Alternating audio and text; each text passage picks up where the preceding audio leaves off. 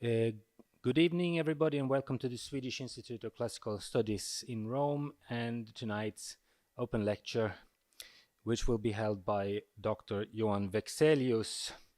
Dr. Vekselius is not new to neither Rome nor the Swedish Institute and has been here on several occasions in many different capacities, as student, as fellow, as researcher, and as a lecturer here at the Institute. And now we are very glad to welcome Dr. Vekselius again to our Institute. Vekselius defended his doctoral dissertation with the title Weeping for the Respublica, Tears in Roman Political Culture at Lund University in 2018. The theme of the thesis, History of Emotions, has been the core in Vekselius' research ever since, which focuses on tears, mourning, and emotional display in Roman and Greek elite contexts. And it's also into this context that he's going to take us for tonight's lecture. The lecture of tonight is called Self-Control and Emotional Excess in Graeco-Roman Antiquity, Plutarch's Cato the Younger in Grief. Thank you very much and welcome, Johan.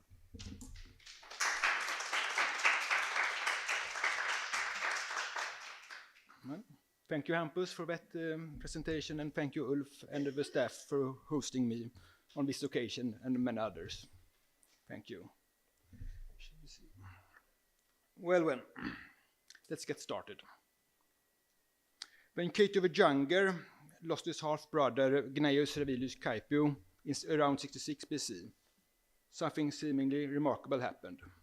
This stern Roman, known for his Stoic discipline, did not remain particularly unmoved.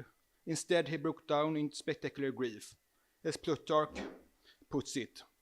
In bearing this affliction, Cato was thought to have shown more passion than philosophy, considering not only his lamentations, his embracing of the dead, and the heaviness of his grief, but also his expenditure on the burial and the pains he took to have incense and costly raiment burned with the body at the monument of polished Thracian marble costing 8 talents, constructed in the marketplace of Aenus. This is a place in Thracia, a Greek free city now in modern Turkey on the European side. For some reason, people complained at these things as inconsistent with Cato's usual freedom from ostentation, not observing how much tenderness and affection was mingled with the man's inflexibility and firmness against pleasures, fears, and shameless entreaties. For the funeral rites, moreover, both cities and dynasts sent him many things for the honor of the dead. Well, compared to much of Cato's life in Plutarch, and even more so the later reception of him as a Stoic paragon, this episode stands out. Plutarch had from the very beginning presented Cato as inflexible, imperturbable, and altogether steadfast. And just before this scene, the reader had learned that Cato was traveling with a Stoic philosopher. Moreover, Cato's companion and later biographer Menoetius Rufus had traveled with Cato and was likely an eyewitness to the event. This gives the episode a reasonable claim to being historical.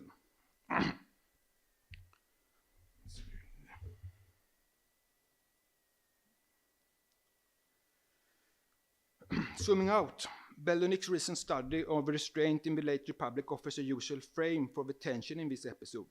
He argues that Cato was the most uncompromising exponent of self-control at a time when many of his peers were violating such norms under the pressure of escalated competition. The outburst of grief in Aenus sits rather uneasily with the larger pattern and therefore calls for closer examination. Scholars have attempted to explain this apparent inconsistency in several ways. The first line of interpretation treats the episode as a lapse, a moment in which Cato failed to uphold Stoic discipline. This view, however, assumes a degree of doctrinal consistency that is difficult to verify. Hopefully, Cato lived as a Stoic in the strict philosophical sense, and how much of his Stoic profile is the product of later imperial rereadings remains contested. More importantly, such an approach tends to evaluate Cato's conduct against abstract philosophical ideals rather than situated in the social and political pressures of a late republican elite life. A second interpretation proposes that the emotional latitude displayed here is not Stoic at all, but reflects Aristotelian academic norms, which was more allowing for emotions. On this reading, Plutarch would be framing Cato through an ethical system that admitted more measured grief. Yet, the question remains, why would Plutarch, who consistently represents Cato as a figure associated with Stoic severity, choose to depict him in terms more compatible with academic positions? The mismatch suggests that this solution would explain the philosophical coloring of a passage more than Cato's behavior itself. A further approach shifts the focus to Plutarch's own ethical sensibilities. Plutarch is broadly critical of excessive display, especially when it shades into theatrics, yet, as we shall see, he admits extreme bereavement that extreme bereavement can justify departures from ordinary restraint. This, however, largely clarifies Plutarch's evaluative stance rather than the cultural logic of Cato's performance or act. What remains to be understood is how an emotional display functioned within Cato's Roman milieu, what it meant for late Republican statesmen, otherwise emblematic of self-control, to enact grief so publicly and at such an expense. My aim is to understand the episode by placing it in its broader context. Literally, this means reading Cato within Plutarch's own horizons, his authorship, his genres, his lives, and philosophical writings. Historically, it means situating Cato in the late Republican world, in the twilight of the empire. Doing this, I want to hone in on Plutarch's remark that Cato was thought to have shown more passion than philosophy. For here, passion and philosophy are not just simply moral opposites, but two alternative and at times competing avenues of elite behavior. Dominic Aenus had identified two emotional currents in Greek literature, one that embraces overt emotional expression, typical of epic tragedy, poetic historiography, and such like, and the other that valorizes self-control, associated with Platonic and later Stoic ideals of masculinity and authority. While Aenus' categories describe Greek literary traditions, I propose that they also informed Roman expectations of behavior, providing models which historical figures were judged, and the times by which they shaped their own conduct. Life could imitate art, just as art reflected life. Cato's behavior as Plutarch presented becomes intelligible only when placed within this dual framework and part of a wider repertoire of performances in Graeco-Roman antiquity. One that invites comparison with other elite figures portrayed across a range of authors and genres. Such juxtapositions illuminate not only Plutarch's literary strategies, but also the larger interpretative frameworks, Greek-Roman, Republican and Imperial, for which elite emotional behavior was observed, judged, and rendered meaningful. The study spans the period from the late Republic to the early Empire, encompassing both Cato's own historical context and his later portrayal by Plutarch.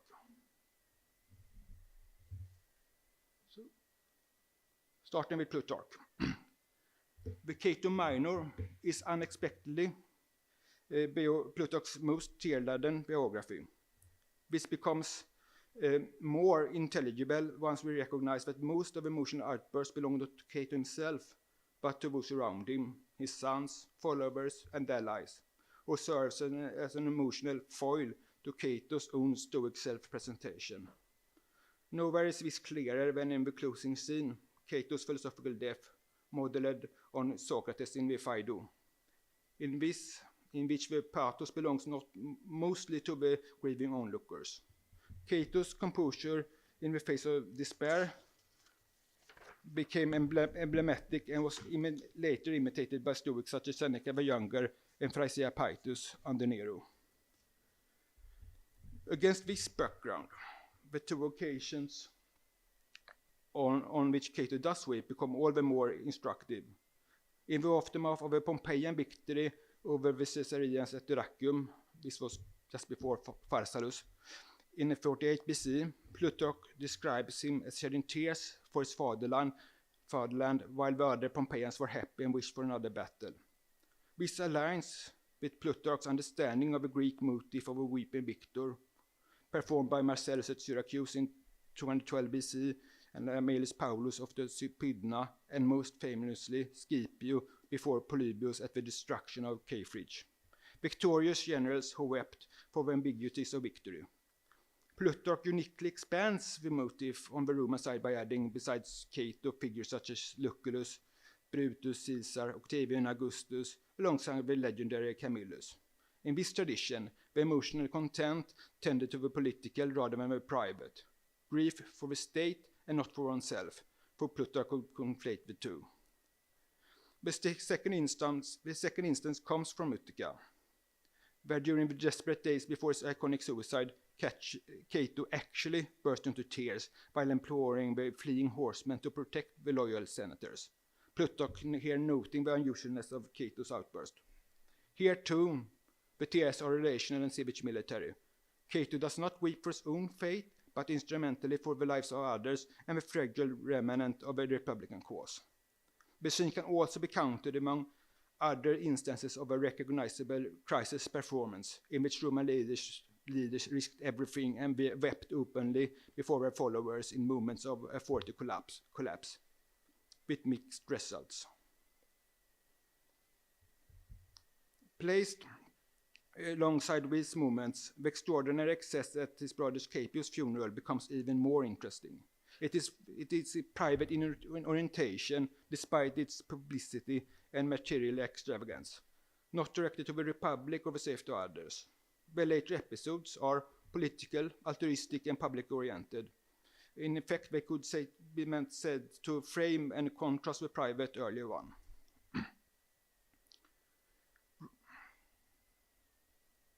Broadening our view to Plutarch's other lives contextualizes Plutarch's moral and literary frames. In the Pericles, Plutarch relates how Pericles, during the trial of Aspasia, openly wept and begged for her acquittal. He offers no moral judgment. A few chapters later, however, when Pericles loses most of his family during the plague, Plutarch praises him for his composure, noting that no one saw him weep. Only when his last surviving legal son, Paralus, died, did Pericles finally break down, crying and wailing in a way that Plutarch insists he had never done before. What is striking is that Pericles' tears in the courtroom are not considered morally, whereas his tears in bereavement are, and are treated as a significant breach of self-control. The contrast reveals Plutarch's evaluative framework. Emotion in judicial and political context could function as appropriate rhetorical action. But emotion in mourning constituted a test of character and self-control. To weep in court was not only acceptable, but as rhetorical manuals and Cicero's own practice show, often necessary. Veritas excessive tears, to the point of being unable to continue to talk in court, that is self and overt failure of self-control, were meant to elicit misericordia, that is pity, and move the audience. And they often did, judging from first-hand evidence. Cicero could even boast of his skill, and Greek forensic oratory displays similar conventions.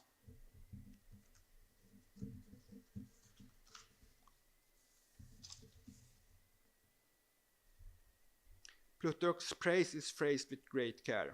Pericles is commended because no one saw him weep. Here the distinction between public and private behavior is less important than the underlying principle of visibility. In Antiquity, emotions mattered when they were displayed and recognized by others. They were validated through being seen, not merely felt. Emotional life was much more of a social practice, less than in a state.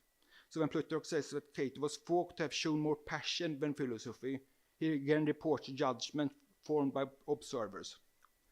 The issue is not only what was felt, but how it was performed, and how that performance was evaluated by a watching community. Another telling case is that of Lucius Aemilius Paulus. Plutarch presents Paulus quite literally as the foremost example of virtue through self-mastery in grief, in bereavement. At the very moment of his greatest success, the triumph over King Perseus of Macedon in 168 BC, Perseus suffered his greatest private catastrophe, the loss of his two remaining sons. Yet, as Plutarch emphasizes, Paulus did not flinch. Most importantly, he did not allow his private disaster to overshadow the triumph. Because his composure was made visible to all during the triumphal procession itself, where he appeared before the Roman people at once victorious and bereaved. For Plutarch, this ability to endure loss without breaking remained the supreme model of virtue. Again, here the contextual evaluation of tears is crucial. Only shortly before, Aemilius had wept when he encountered the defeated King Perseus in Greece. Tears prompted not by personal loss, but by fortune's volatility and the spectacle of a monarch brought low. In that moment, he was a weeping victor, and those Paulus' tears were not only acceptable, but highly laudable as statesmanship. Cornelia, the mother of Graeco, provides another example where outward bearing is decisive. After the loss of her two famous sons, that is Tiberius and Gaius Gracchus, she continued to speak of them without sorrow or tears, and to maintain her social life and hosting dinners. In her case, composure was closely connected to elite expectations. As the daughter of Caepio Africanus and the matrona of a highest standing, her ability to display control reinforced her nobility. Plutarch praises her as noble and great in spirit, while noting that some thought her behavior as unnatural, as she had lost her mind from age or sorrow. Plutarch, however, insists that such critics misunderstood her. It was her birth and education that enabled her to withstand grief. Taken together with Pericles, these cases suggest a clear pattern. Plutarch recognizes that catastrophic loss may produce a failure in self-control, as with Pericles at the death of Paralus. He nonetheless maintained with composure. Paulus, above all, was the highest expression of virtue. Such restraint and steadiness was not expected of everyone, and it belonged to the truly exceptional and was a mark of social rank, education, and moral distinction. With this framework in mind, we can now turn to the late Republic and Cato's own historical context. And we begin with Cicero, who was both a contemporary of Cato and the time's ally and the subject of a biography of Plutarch. Consolations and exhortations to maintain self-control in public were recurrent themes in Cicero's letters.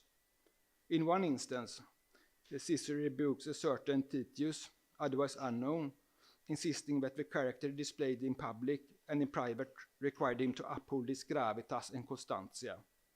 Because even a weak-minded woman, Cicero notes, eventually ceases to mourn, while a man should therefore anticipate by rational decision, concilio, the natural limit to grief. A limit that time would otherwise impose. Self-control had to be made visible through action, and elite masculinity was articulated through contrast. Endurance differentiated the statesman from women and lesser men. Cicero makes this logic fully explicit in a letter to Brutus, the Tyrannocide, on the death of his wife Porcia. Porcia, as it happened, was the daughter of Cato the Younger. In 42 BC, Brutus, Cicero reminds him, must now serve a stage, for the eyes of almost all people are upon you. Brutus' conduct must fortify his audience and not unsettle it, for it least becomes the man who makes others braver to be seen as weak in spirit, Cicero writes. Moderation in grief was desirable for anyone, says Cicero, or writes Cicero, but for Brutus, an exemplar virtutis, it becomes an obligation. In sharp contrast to this stands Cicero's own conduct in 45 BC, after the death of his own daughter Tullia. The loss overwhelmed him, he withdrew from public life, remained at his country estate, and confessed to Atticus that he spent his day in seclusion, speaking to no one but his books and suffering recurrent bouts of tears. Cicero's correspondence shows how quickly peers began to question his ability to govern himself. Atticus in particular urged him to make his fortitude visible, warning that people were criticizing him and that such an excessive mourning endangered both his gratia and auctoritas, his influence, you could say, and authority. Cicero replied by pointing to his intensive literary activity as proof that his spirit was not broken, for he also expressed anxiety that this evidence of self-control might not be recognized. Plutarch, writing much later, likewise censures Cicero for failure to cope with Tullia's death. This episode with Cicero reveals how fragile the ideal of self-mastery could be in practice and how dependent it was on public visibility and evaluation. So, the elite ideal required that the self-control may be made visible through ongoing public engagement. But what complicated just Cicero's situation was not only the intensity of his sorrow, but the political climate. Margaret Graver has suggested that Cicero would or could not be seen in Rome after Tullia's death because of the political circumstances and his compromised relationship with Caesar at the time. In a period when authority had become increasingly concentrated and public behavior was scrutinized for what it might signal about political positioning, prolonged mourning could easily acquire meaning beyond the merely personal. In this regard, the episode anticipates the imperial world where the conduct of the imperial ruler and responses to him would frame the norms against which the elite mourning was judged. From the same period, but some years earlier, comes Julius Caesar's response to the death of his daughter Julia, news that reached him while on campaign in Britain. He is said to have mourned only briefly, 2 days before resuming operations. Quintus Cicero, serving on his staff, noted this with approval to his brother. And Marcus replied from Rome that he was glad to hear that Caesar had borne the loss with virtus and gravitas. What this exchange makes clear is not only Caesar's conduct, but the act of witnessing it. The Cicero brothers function as an audience, Marcus from long afar, interpreting and affirming Caesar's behavior as exemplary. And Caesar's restraint would later become an exemplar for imperial writers such as Seneca and Tacitus, and historical actors such as Tiberius and perhaps Agricola. Further examples could be cited, but the essential parameters seem clear. These cases suggest not merely literary conventions, but arguably a set of norms that operated in a historical practice. Elite men were expected to make their self-control visible in bereavement, to be observed and judged by their peers, and to have their standings shaped by such evaluations. Philosophical discourse, political life, correspondence, and historiography all enforced this logic. The question remains how to square Cato's excessive mourning with this cultural logic.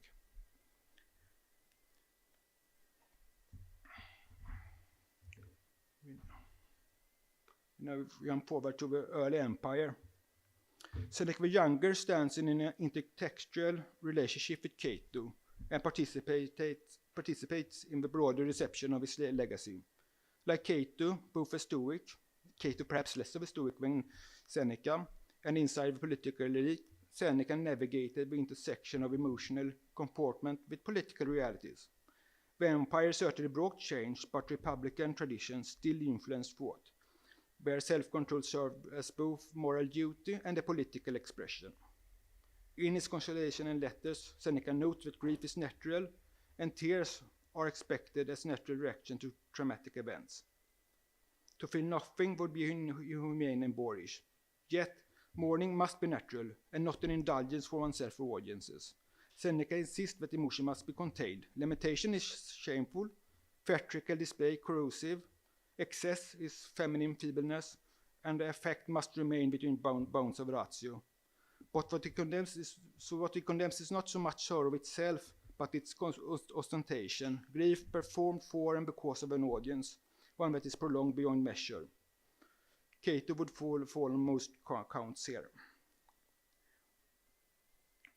Seneca represents, in a sense, a development beyond the standards of a Roman late republic. As a Stoic philosopher, he demonstrates a greater consistency, advocating for self-control, compared to the more peripatetic and eclectic approach, for example, of Cicero. Whereas Cicero stresses the visibility of restraint as a civic obligation, Seneca is responding to a world in which public behaviour seemingly has acquired a new theatric quality, and in which people, he complains, weep because they believe they are expected to weep. His insistence of a proper mean, temperamentum of mourning, is therefore both a philosophical and a cultural. It's both philosophical and cultural, a reaction to the growing performativity of grief in imperial society. This was in a sense to make a virtue of a necessity, a change that had already begun under Caesar when Cicero and Cato and others first experienced the shrinking space for independent action. With Seneca, virtues moves inward, from the civic and military action to moral endurance, from the forum to the self, one could say, where freedom and virtues could still be enacted.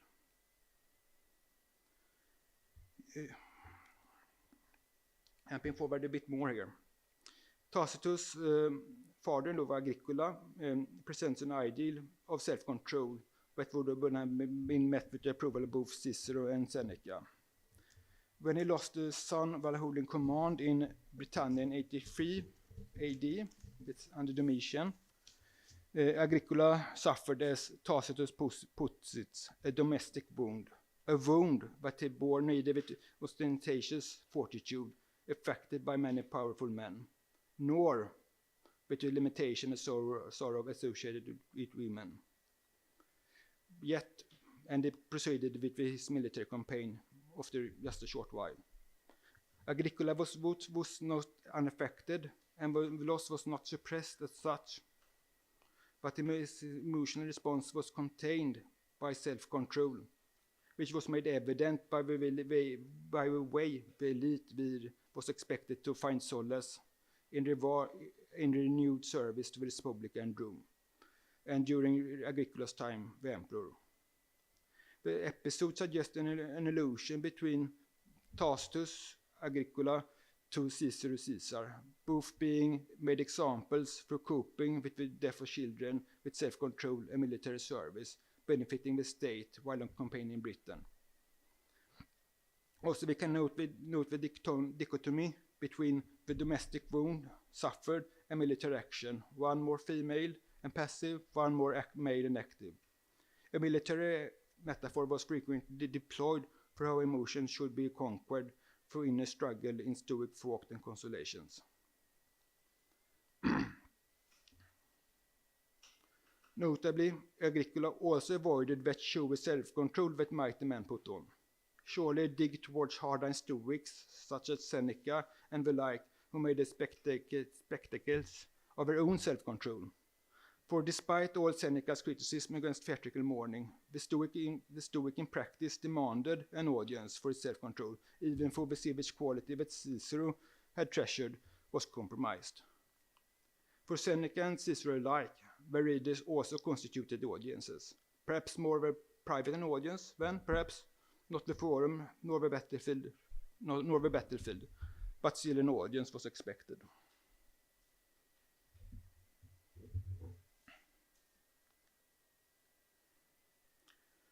Now to the other side. But what of those who did perform mourning with the womanish tears and grief, in contrast to Agricola, and against whom Seneca or Cicero would have warned? Having traced how Stoic ethics recast republican self-control as an inward expression of virtue, we may now turn to its counterpart, an emotional paradigm to which it can be read as a response, but seemingly made a virtue out of a vice and provided another language of virtue, grounded in display, affection, and visibility. The Consolatio ad Liviam, a pseudo-Ovidian poem from Claudian times, illustrates the emotional paradigm. It celebrated at length the mourning of Livia and others after the death of Drusus Velder, also that is Tiberius' brother. To understand this emotionality, we must consider genre and purpose. Poetic consolations permit more expensive expressions of feeling and foreground the effective bond between mourner and deceased. At the same time, they often elevate the mourner through the very intensity of sorrow, casting grief as a marker of love, loyalty, and greatness of spirit, and of the significance of the bereaved. By contrast, philosophical consolations like those of Seneca and Cicero emphasize self-control and tend to direct the focus on the deceased rather than the mourner. The emotional character of consolations can be further illustrated by Statius Silvae, a collection of occasional poetry composed for affluent patrons during the reign of Domitian. Several of these poems respond to bereavement and praise overt, even explicitly immoderate displays of grief. One example is the poem to Flavius Abascantus, that is Silvae 5.1. During his wife's funeral, Abascantus wept, tore his clothes, and lamented more than his servant, Statius writes. His grief was also visibly inscribed on his body. Abascantus' reaction, which Statius praises at length, was represented not only as acceptable but exemplary. His grief was witnessed and approved of by the emperor himself and by the Roman people. That is made explicit. There are several other poems in the Silvae that celebrate mourning in similar fashion. Statius' mourners too are marked by excess, both emotional and financial. They weep more intensely than others. Their grief are directed to figures who by traditional standards did not warrant such immoderation, and they do so in ways that are clearly competitive and highly public. In the Silvae, these displays unfold before large audiences and often involve lavish expenditure, torn clothing, exhausted servants, costly monuments, and ritual gestures amplified far beyond conventional norms. The grief becomes a performance of status as much of affection and as a mode of self-representation in which emotional and economic extravagance reinforce each other. While this emotionality can partly be explained by literary aesthetics of Flavian Rome, perhaps, and the conventions of occasional poetry, it surely also reflects expectations of the patrons who commissioned and circulated these works.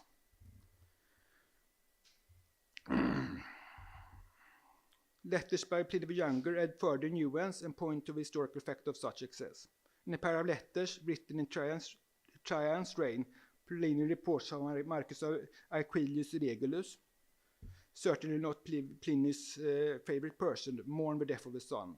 In the first letter, Pliny writes that Regulus mourned like a madman, and that this was not a grief, but a display of grief. In Homeric fashion, Regulus sacrificed the boy's pets, horses, dogs, and birds. His mourning was so extroverted that, according to Pliny, it unsettled the entire city.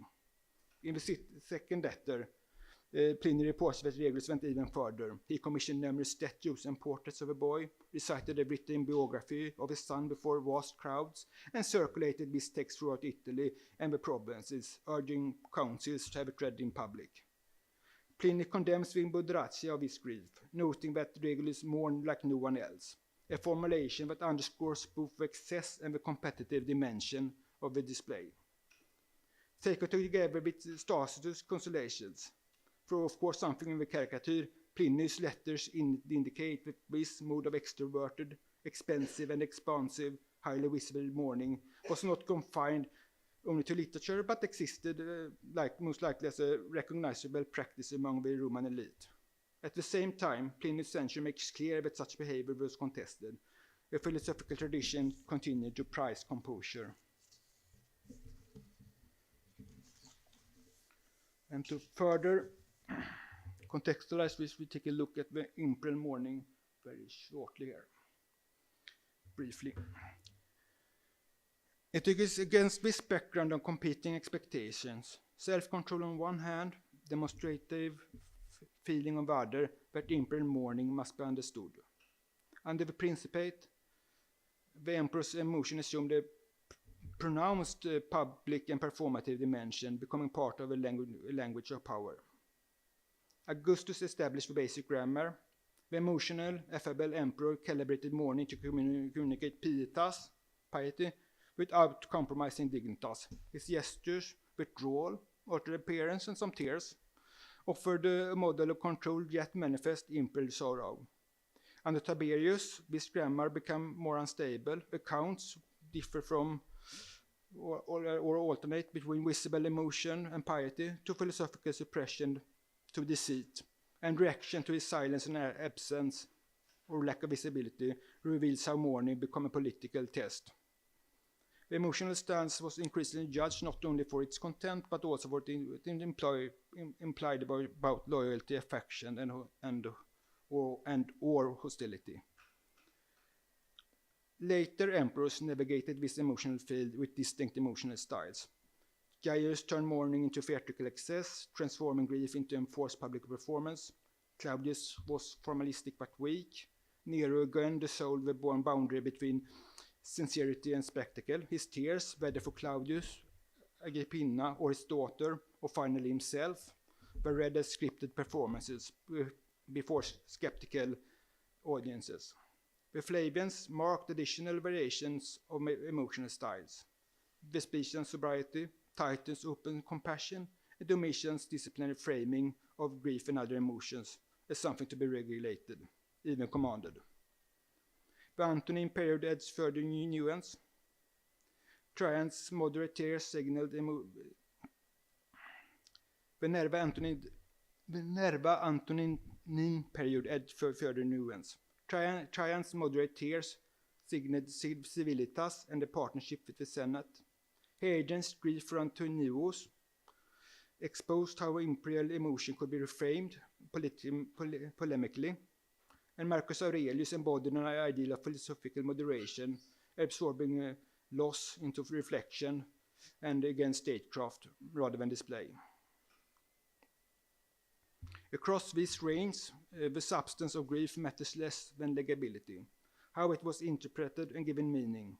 Imperial mourning functioned as a political language for which rulers negotiated claims to legitimacy, sincerity, pietas, civilitas, dignitas, majestas, distance, authority, and so on. Its significance emerged from the triangulation between emperor, audience, and the normative frameworks that actors brought to the situation. By shaping this horizon of expectation, an emperor's emotional conduct was instrumental in defining how the emotional and ethical language within the elite operated. So, one final example. Herodes Atticus is a revealing case in point and a useful counterweight to Cato, who also illustrates the continuity in the Greco-Roman world and an endpoint to our survey. Herodes Atticus was a 2nd century AD Athenian magnate, but also a Roman consul, and a friend of emperors.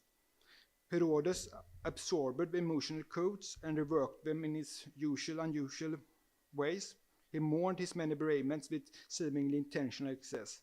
For this he was repeatedly criticized by internal audiences within narratives, often philosophers, as well as of authors.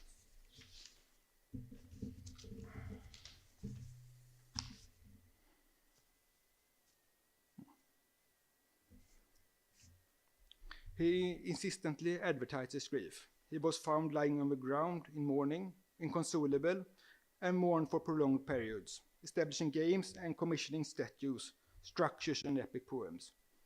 It has been suggested that Herodes' excessive grief might have been an imitation of Emperor Hadrian, who was overcome by grief after the death of his mother-in-law, and allegedly wept like a woman for his protege Antonius, according to the Historia Augusta. Such excessive emotionality had heroic and likely specifically Homeric connotations, alluding to Alexander and Achilles, both whom mourned beloved male proteges Hephaestion and Patroclus respectively. Achilles, Alexander, and Hadrian were all like Herodes, known to be emotional, almost over-emotional. Herodes also gave his successive mourning an additional epic character by commissioning poems with Homeric imagery and establishing games and such like. The poetic form and the epic imagery are present also in the Silvae, furnishing more Statius mourners with the heroic epic character, while Pliny's antagonist Regulus mourned his son with opulent fashion through sacrifices and the commissioning of statues. Epic literature more broadly is deeply weepy, from Homer to Virgil, Lucian, Statius, and Silius Italicus, providing a repertoire of emotional moods that could be taken up by historical actors. Herodes' mourning, like that of Statius' subject, can thus be read as a claiming membership in a trans-historical emotional community, to borrow Rosenwein's concept of heroes identified by displays of grief on an epic scale. These little skips did not remain in the abstract. Commemoration practices, inscriptions, monuments, and cult materialized such models as memories in the historical world.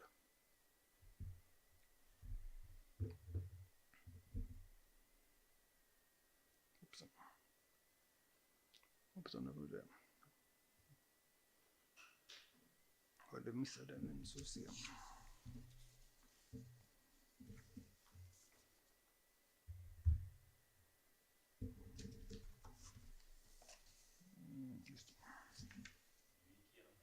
Ja, jag vet. Det är bara konstpaus. Så.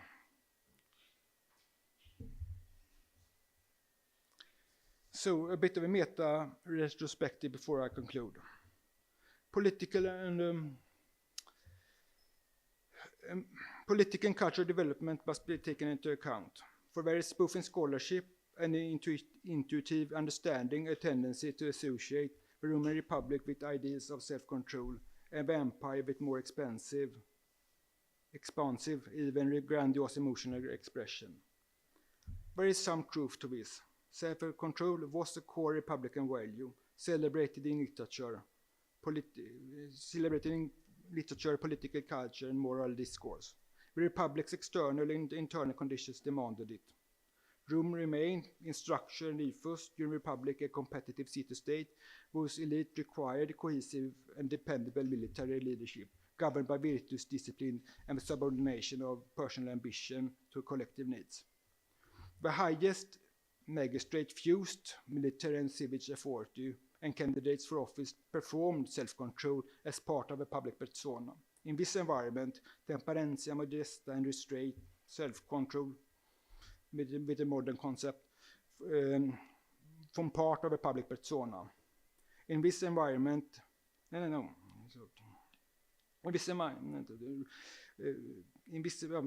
regulating this self-control regulated competition and prevented conflicts from spiraling into systematic breakdown. These norms operated across domains: political ambition, expenditure, for example, frugalitas, warfare, sexuality, and not least emotional comportment. Their erosion in the late Republic was both cause and symptom of a wider collapse of restraint. In many manifestations, excess itself threatened internal cohesion, heightened competitive tensions, and cost out of elites' capacity to rule, hence the importance of self-control. The imperial order reshaped this emotional landscape. First, the scale and diversity of the Roman world expanded dramatically with empire, multiplying social forms and expectations far beyond the tighter civic framework of the republican city-state, a loss of cohesion in effect. Second, the nature of competition changed with the emperor rather than the people or the elite itself as a central point of reference for elite behavior. The basis for status and power in practice advancements no longer depended primarily on demonstrating virtus through magistrates or military command, but on imperial favor. In such a system, virtues like pietas and fides, expressed through family attachment, loyalty, and even conspicuous grief, offered alternative avenues for articulating elite masculinity. Emotional excess, including excessive mourning, could signal devotion and proximity to power, and emperors might encourage such expression, as Domitian explicitly does in Statius' poetry. Third, the imperial regime needed lavish, larger-than-life ceremonies and performances to communicate and perform status and power, ways that must be unique and inconceivable, out of reach for ordinary man, what Paul Venn calls the majestic style. This style had an emotional expressive component and tended towards the grandiose, and that which in turn could be imitated within Roman society. At first sight, this sits rather uneasily with the simultaneous popularity of Stoicism. Yet Stoicism, with its emphasis on self-control, can itself be understood as a counterpoint to the emotional turn.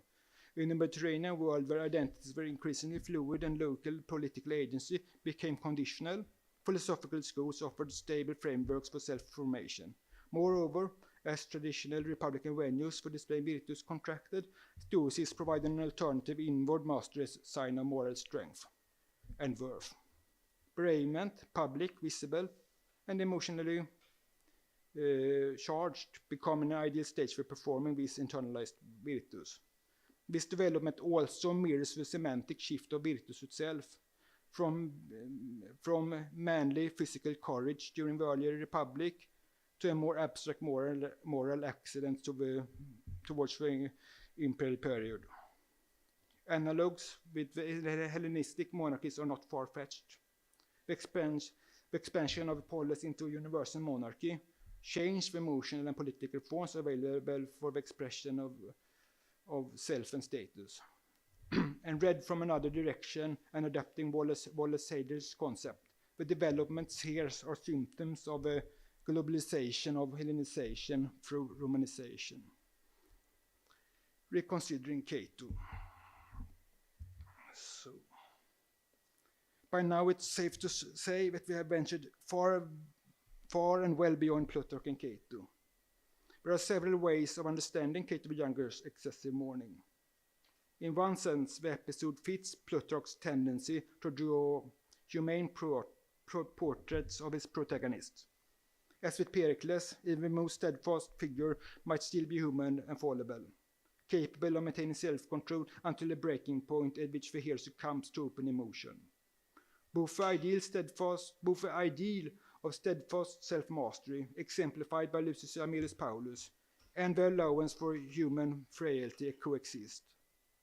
Grief could be admitted as a weakness, but an excusable one. At the same time, emotional expression could ascribe pietas and fides to a protagonist. From a literal perspective, this tension between strength and vulnerability and weakness perhaps adds complexity to Plutarch's protagonist. Placed alongside the surveyed excessive mournings, however, Cato's conduct also reveals striking similarities. The lavish expenditure on a funeral, the altar, the incense, the deliberate excess, the public visibility that broadcasts grief across several communities, and finally, the implied Stoic rebuke. Seen in this broader context, Cato's mourning can be interpreted as an expression of pietas and fides, emphasizing the importance of his family in terms that contemporaries, particularly those in the Hellenistic East, where this event took place, would likely have recognized as heroic. I say that it would be hard to imagine such a performance in the Italic Roman West. The episode also suggests what I have called the emotional paradigm was already available in the late Republic, and in all likelihood earlier, even if it later flourished under the autocracy of the empire and the expanding scale of the Roman world. This emotional current, whose roots extend back to Homeric Greece, was therefore not created by imperial condition, rather those conditions extended it and adapted it, not least for the framing rule of the emperor. But to reduce this matter to a simple contrast between Greek emotionality on one hand, Roman self-control on the other hand, would be misguided. After all, Plato and later Stoicism came from Greece. It was Greek concepts, while a Roman might well have an emotional breakdown without having read a single line of Homerus. Both traditions offered models that figures like Cato and Herodes could draw upon, but in different ways. Adopting one challenged the other. And to end on a speculative note, this reading may offer a corrective lens on how we approach criticism against excessive emotionality during the Republic. Such judgment, often voiced by authors committed to ideals of self-control, Plutarch among them, should not be straightforwardly taken as evidence for behavior outside the norm, but rather as one side of a broader emotional landscape in which both paradigms coexisted. In other words, criticism against or of excessive emotions could be read as part of an ongoing negotiation between competing ideals, not stricter markers of deviance. And one final lesson that Plutarch and Cato teaches us is that human beings are not embodied moral algorithms, or not either philosophical systems. We break, we bend, and we act in ways that are both meaningful and contradictory, and which not least make for good literature. Thank you.